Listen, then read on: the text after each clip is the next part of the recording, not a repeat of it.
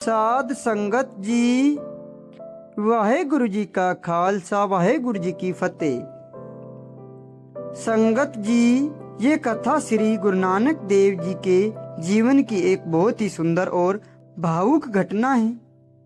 जब गुरु नानक देव जी दुनिया का उद्धार करते हुए एक नगर में पहुंचे तो वहां उन्हें भेड़ बकरियां चराने वाला एक चारावा मिला। गुरु जी के दर्शन करते ही वे निहाल हो गया। उसका मन खुशी से भर गया और वह कहने लगा, सच्चे पातशाह, आपकी वाणी बहुत मीठी है। मेरा दिल करता है कि बस आपको देखता ही रहूं। साध संगत जी, यह जो चारावे होते हैं उनकी अपनी एक अलग ही दुनिया होती है। ये बहुत ही सीधे और भोले स्वभाव के होते हैं और सच तो यह है कि परमात्मा भोले भाले लोगों को बहुत जल्दी मिल जाते हैं। चतुराई से भगवान को नहीं पाया जा सकता। भगवान तो केवल सच्चे प्रेम और मन लगाने से मिलते हैं। उस प्रेमी को दर्शन देकर गुरु जी आगे बढ़ गए। तभी रास्ते में एक बहुत ही अजीब घटना घटी। गुरु जी के साथ भाई मर्दाना जी भी चल रहे थे। अचानक भाई मर्दाना जी हैरान रह गए और रुक कर बोले, महाराज, अभी तो आपके चरण बिल्कुल ठीक थे, पर अचानक ये क्या हो गया? आपके इन कोमल चरणों से खून कैसे निकलने लगा? गुरु जी के चरणों से रक्त बह रहा था। महाराज मुस्कुराए और बोले, भाई मर्दाना जी, ये प्रेम का खेल है। मर्दाना जी बोले, महाराज, मैं तो एक अनजाना जीव हूँ, कृपया करके मुझे समझाइए कि यह सब क्या हो गया। गुरु साहिब जी ने बताया, भाई मर्दाना जी, कल जो चारावाह हमें मिला था उसने हमारे चरणों को अपने हृदय में बसा लिया। वह इस समय जंगल में बकरियां चरा रहा है, लेकिन उसका सारा ध्यान हमारे चरणों में लगा हुआ है। वह ध्यान में इतना मगन है कि उसे पता ही नहीं चल रहा कि वह कब कांटों वाली झाड़ियों में जा घुसा। वह चारावाह ईश्वर की भक्ति में ऐसा दीवाना हुआ कि उसे तन मन की सुधि नहीं रही। महाराज कहने लगे, भाई मर्दाना जी, उनका ध्यान हमारे चरणों में इतना गहरा है कि कांटे के चुभन का दर्द उसे महसूस ही नहीं हो रहा। उसके हिस्से का वह सारा कष्ट अब हमारे चरणों पर आ रहा है। साध संगत जी, इतिहास में ऐसी एक नहीं अनेक साखियां हैं। जब हम सच्चे मन से गुरु का ध्यान करते हैं तो गुरु महाराज अपनी रहमत करते हैं और भक्तों के कष्ट को अपने ऊपर ले लेते हैं। ऐसा ही एक वाक्य भाई विधि चंद जी का है।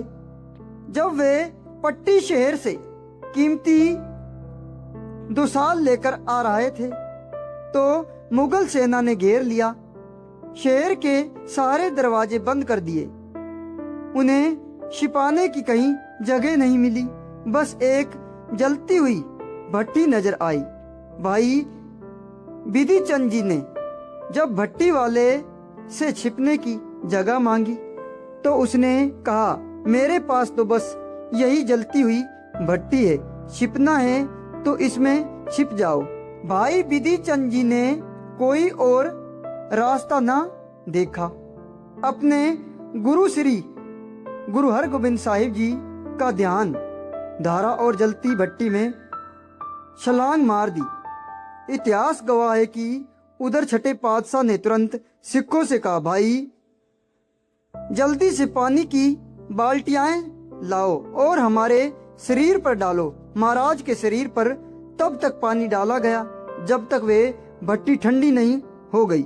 गुरु के ध्यान में इतनी बड़ी शक्ति है, तभी तो कहा गया है कि गुरु के चरणों का ध्यान करने से कठिन समय भी टल जाता है। जगत के पालनहार गुरु श्री गुरु नानक देव जी महाराज कहते हैं कि जो प्रेम करता है गुरु उसे कभी दुखी नहीं देख सकते। लेकिन दुनिया में जहाँ प्रेमी होते हैं वहाँ ईर्ष्या करने वाले लोग भी होते हैं। जब गुरु नानक देव जी सुल्तानपुर में मोदी खाना संभाल रहे थे तो उन्होंने अपना सब कुछ जरूरतमंदों को दे दिया। वे 13-13 कहते हुए सब दान कर देते थे। कुछ लोगों को यह बात हजम नहीं हुई। चुगलखोरों ने नवाब के कान भरने शुरू कर दिए। उन्होंने जाकर कहा, नवाब साहब, मोदी खाने में बहुत बड़ा घाटा पड़ गया है। वह गुरु नानक देव जी जो सब लुटाकर अब शमशान में जाकर बैठ गए हैं। आप तुरंत जयराम जी को बुलाइए और उनसे सारा हर्जाना वसूल कीजिए।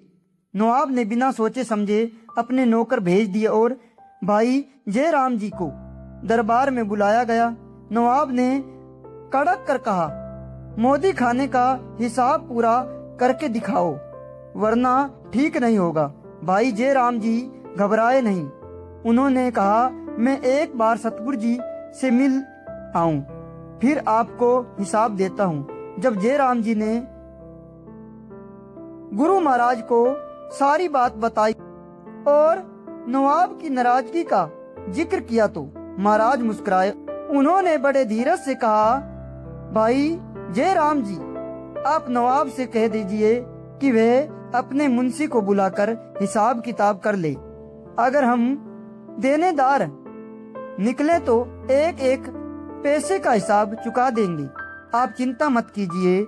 जब भाई जयराम जी ने यह बात नवाब को बताई तो हिसाब करने के लिए मुंशी को बुलाया गया। उसके बाद जो हुआ, जब मोदी खाने का हिसाब किया गया तो सब हैरान रह गए। गुरु नानक देव जी पर कोई कर्जा नहीं निकला, बल्कि नवाब की तरफ 760 रुपए बकाया निकले। उस जमाने में यह बहुत बड़ी रकम थी। भाई जयराम जी यह देखकर बहुत खुश हुए। नवाब ने जब गुरु जी को बुलाकर वह पैसा देना चाहा तो महाराज ने कहा, नवाब साहब, ये ईश्वर की अमानत है। इन्हें रुपयों से आप फकीरों को और जरूरतमंदों के लिए लंगर चला दें। इतना कहकर महाराज वहां से एकांत में जाकर प्रभु भक्ति में लीन हो गए। जब ये खबर गुरु जी के ससुर भाई मूलचंद जी को मिली तो वे नवाब के पास पहुंचे। उन्होंने कहा, नवाब साहब, जो ये 760 रुपए निकले हैं वे गुरु नानक देव जी के बच्चों को दे दें। आखिर वे मेरे नाते ही हैं। नवाब ने पूछा, आप कौन हैं? उन्होंने कहा, मैं गुरु नानक देव का ससुर हूँ। नवाब ने जवाब दिया, भाई मूलचंद, नानक ने तो वे पैसे फकीरों के लिए रखवा दिए हैं। जो मालिक अपनी कमाई खुद छोड़ गया है उसे मैं तुम्हें कैसे दे सकता हूँ? मूलचंद जी कहने लगे, नवाब साहब, वह तो पागल हो गया है, तभी तो शमशान में जाकर बैठा है। उन्हें अपने परिवार की कोई चिंता नहीं। नवाब इस मंजिश में पड़ गया। पास बैठे एक शख्स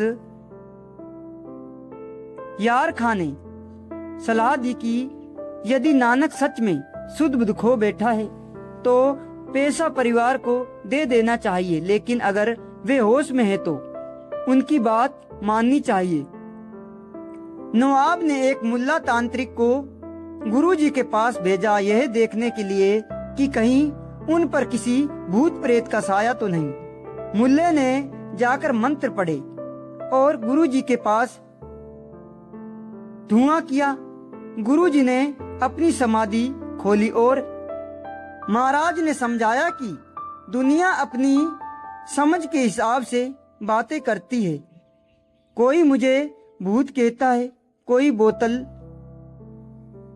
तो कोई बेचारा आदमी।